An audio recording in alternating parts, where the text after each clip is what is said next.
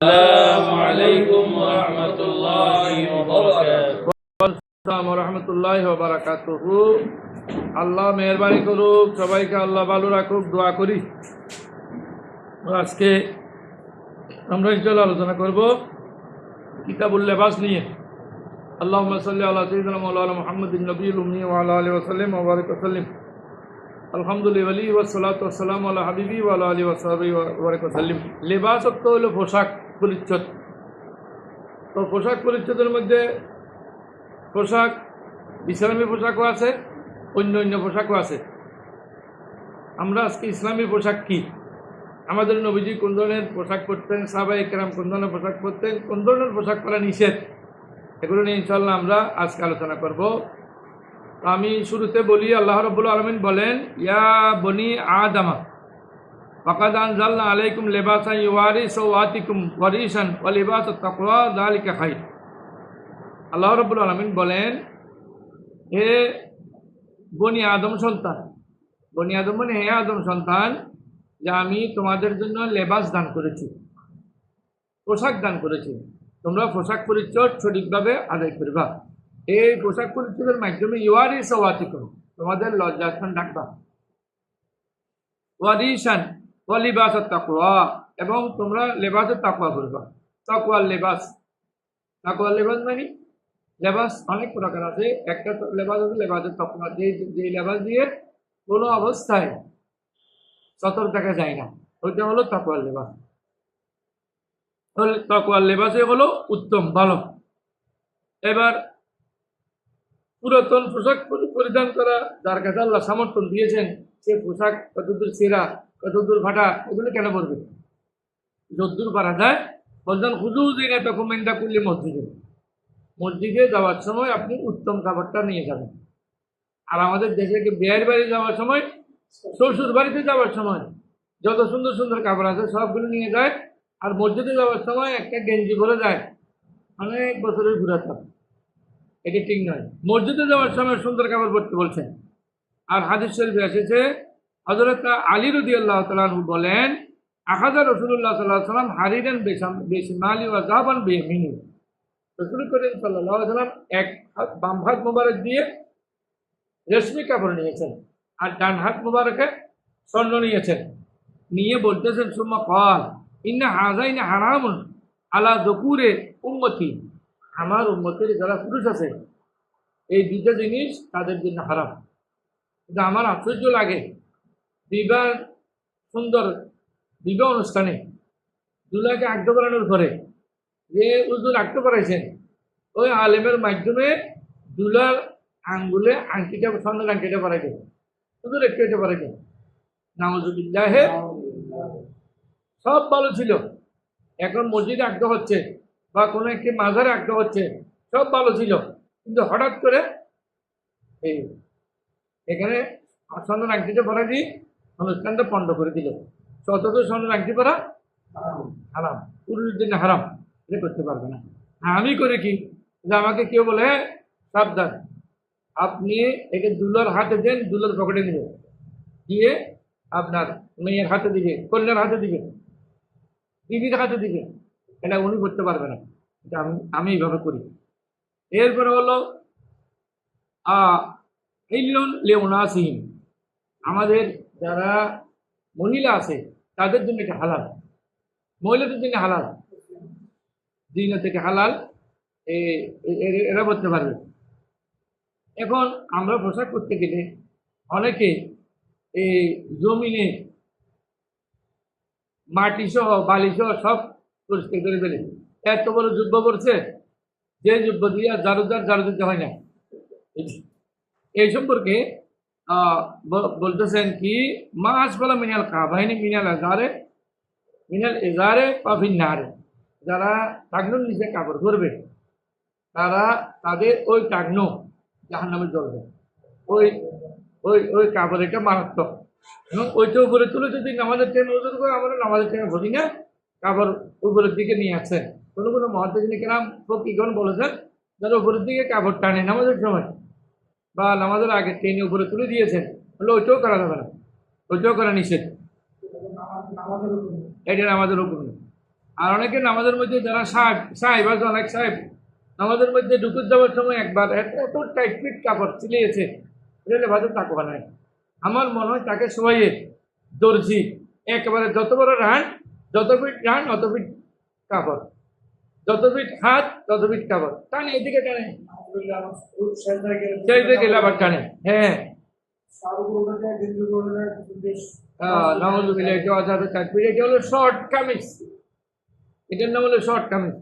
হ্যাঁ দুটো সেইজে গেলে পিছনে দেখা যায়। তার নামাজের প্রতি হওয়ার আছে, নিজেও তো সতর দেখাইলে তাহলে তার নামাজ হবে না। আর এটা মশালা হলো যদি সতরের চতুর্থাংশ দেখা যায় নামাজ হবে না। কোনো অঙ্গ প্রত্যঙ্গ যেগুলো ডাকা ফরজ, ওদের চতুর্থ ভাগের 4 ভাগের 1 ভাগ দেখা গেলে নামাজ হবে না। তাহলে এরপরে আমরা যাই কারণ নবী সাল্লাল্লাহু আলাইহি ওয়াসাল্লাম ইউজিবুহুল তায়াম্মুনা ফি তানাউলিহি ওয়া তারাজ্জুলি ওয়া তাহুরিহি ওয়া ফি সানিহি কুল্লি। রাসূল করিম সাল্লাল্লাহু আলাইহি ওয়াসাল্লাম কাপড় চোপড় পরতে, জুতো মুবারক পরতে আর উযু বানাইতে সবসময় রাসূল করিম সাল্লাল্লাহু আলাইহি ওয়াসাল্লাম ডান দিক থেকে আরম্ভ করতেন।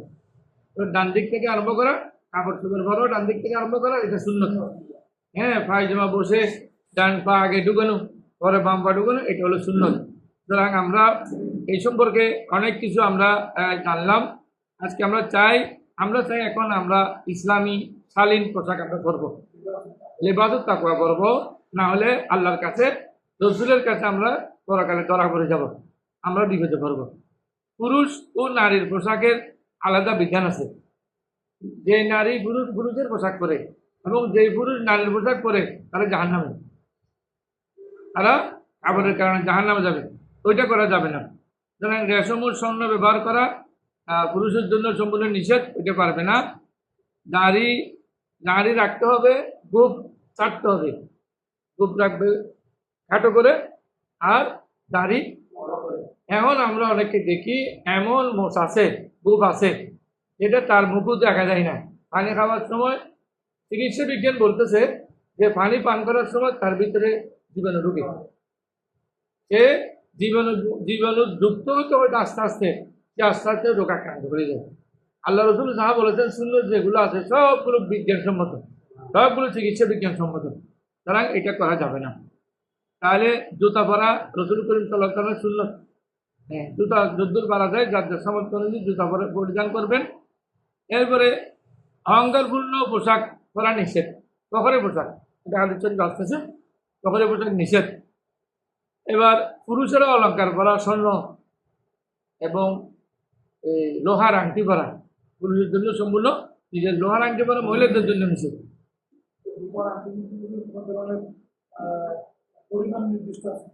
সামান্য পরিমাণ ব্যবহার করতে পারবে, যেটা ফিকার মাসালার মধ্যে আছে। অন্য লিঙ্গের পোশাক পরা পুরুষ মহিলা পোশাক এগুলো কোনো অবস্থায় করা যাবে না। আমরা এখন আমাদের আসল ইয়ার মধ্যে চলে যাই বা পর্বের মধ্যে। তো কিতাবুল লিবাস, পোশাক পরিচ্ছদ সম্পর্কে, পোশাক পরিচ্ছদের মধ্যে হালাল কোনটি, হারাম কোনটি, ভালো কোনটি, মন্দ কোনটি পরা যাবে, কোনটি পরা যাবে না। হ্যাঁ আমাদের কোরআন শরীফ কি বলে, হাদিস শরীফ কি বলে, ফিকার মধ্যে কি বলে, ইজমা কি আছে এগুলো নিয়ে এখানে ইনশাআল্লাহ বিস্তারিত আলোচনা হবে।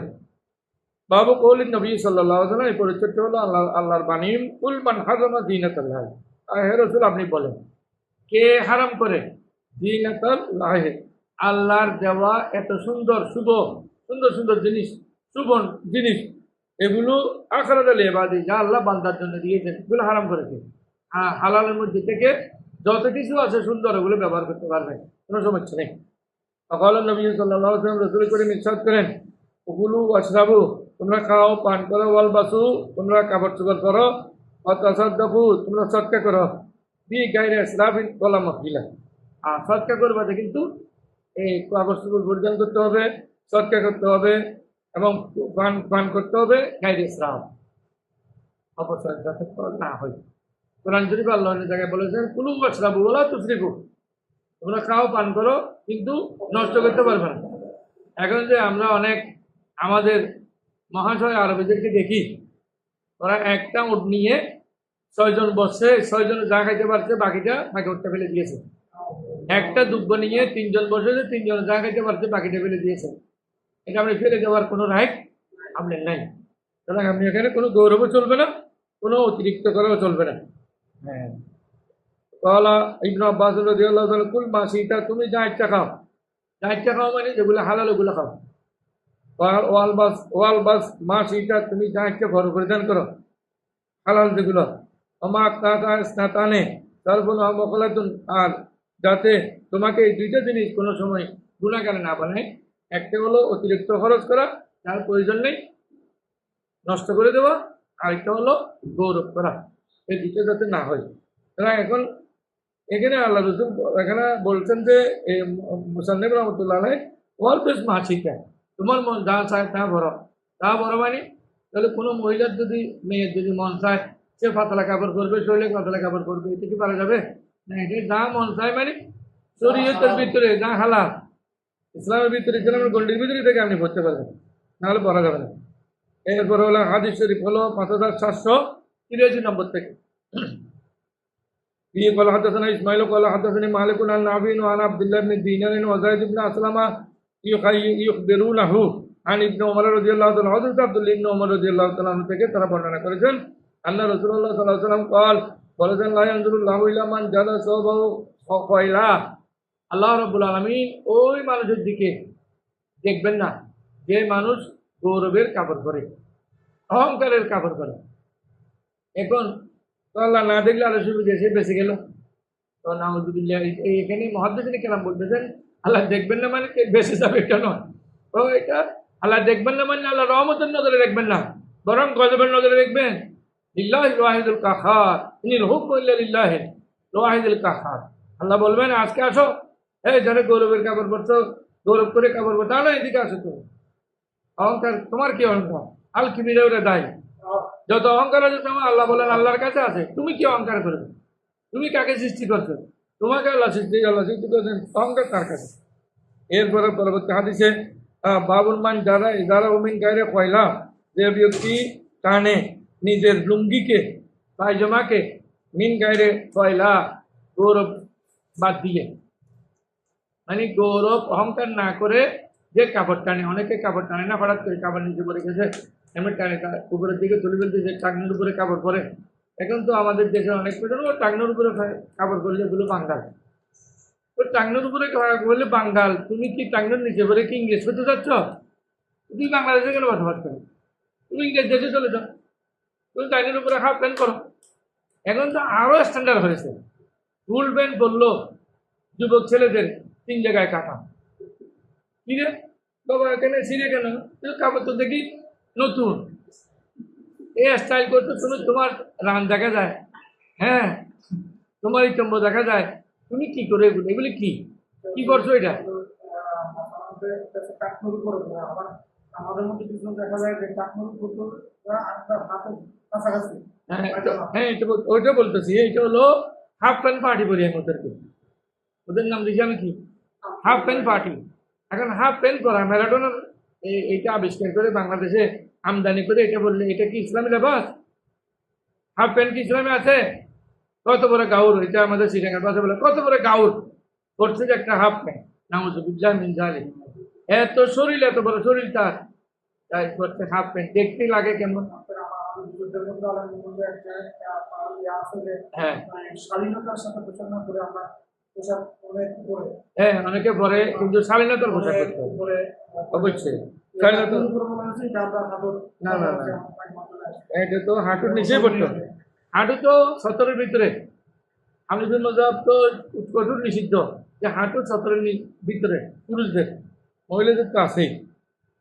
এই পরবর্তী হাদিস হলো আন সালমিন নবী আলী নবী সাল্লাল্লাহু আলাইহি ওয়াসাল্লাম মান জারা সওবা খয়লা, যে নিজের কাপড় টানবে অহংকারের সহিত, লাম ইয়ানজুরিল্লাহু ইলাইহি ইয়াউমাল কিয়ামা, আল্লাহ তার দিকে রহমতের বরকতের নজরে কিয়ামতের দিন দেখবেন না। ফাকাল আবু বকর সিদ্দিক রাদিয়াল্লাহু তাআলা ইয়া রাসূলুল্লাহ, আল্লাহ রাসূলকে বললেন আবু বকর সিদ্দিক রাদিয়াল্লাহু তাআলা আনহু, ইন্না আদা শেখায় দাঁড়িয়ে ইয়াস্তারিহু, ইয়া রাসূলুল্লাহ আমার অনেক সময় আমার একদিকের কাপড় নিচে চলে যায়। আমরা গ্রামগঞ্জে দেখি, আমাদের এখানে একজন লোক ছিল, কাপড় লুঙ্গি বললে লুঙ্গির এক মাথা এখানে আরেক মাথা ওখানে, একটা থেকে একটা 1 ফিট 10 কম, কাপড় পরতে জানে না। হ্যাঁ, তাহলে আবু বকর সিদ্দিক বললেন, ইয়া রাসূলুল্লাহ, আমার তো অনেক সময় আমি কাবরের দিকে দিকে চলে যাই, নিজের দিকে চলে যাই, কেন আমি কি করবো? আমি এই ওগুলো করতেছি কিনা, নাউজুবিল্লাহ। বলা ইল্লা আন আতাহাদা যালিকা মিনহু, ইয়া রাসূলুল্লাহ, আমি তো এটা টানি, বা আমার এখানে চলে গেলে আমি আবার এটা টেনে নিই। তখন নবী সাল্লাল্লাহু আলাইহি ওয়াসাল্লাম, রাসূল করিম বললেন, লাস্তা লাস্তা মিম্মান ইয়াসনাউ খায়রা, হে আবু বকর, তুমি যা ওই সমস্ত লোকদের মধ্যে তুমি পড়ো নাই